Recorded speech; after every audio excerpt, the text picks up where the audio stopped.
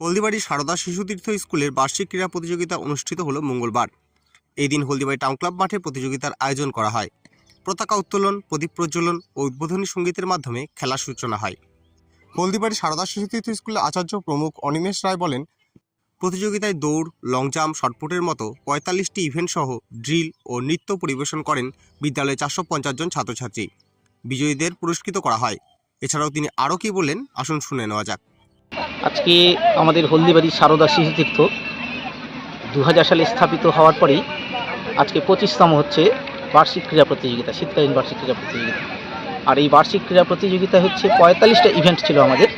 ছোট ছোট ভাই বোনদের নিয়ে আমাদের এই ইভেন্ট পরিচালিত হচ্ছে, এখনও খেলা চলছে।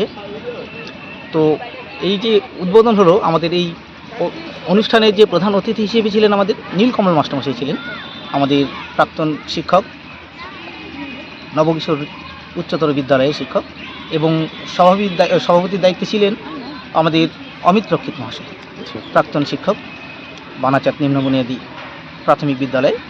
এবং আমাদের জেলা সংঘচালক ছিলেন রাষ্ট্রীয় স্বয়ংসেবক সংঘের নারায়ণ সাহা মহাশয়।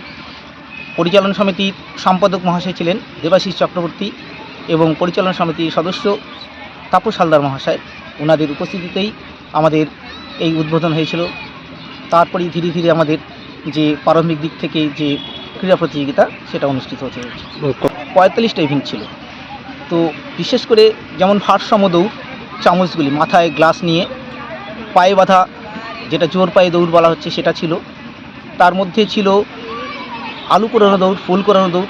এই ছোট ছোট ভাই বোনদের নিয়ে আমাদের এই ক্রীড়া প্রতিযোগিতা অনুষ্ঠিত হতে চলছে। কতজন অংশগ্রহণ করেন? 450 জন এবার আমাদের ভাই বোন অংশগ্রহণ করছে। সঙ্গে শারীরিক ছিল। আপনার নাম আর পরিচয়? আমি অনিমেষ রায়, হলদিবাড়ি সারদা শিশুতীর্থের আচার্য প্রমুখ।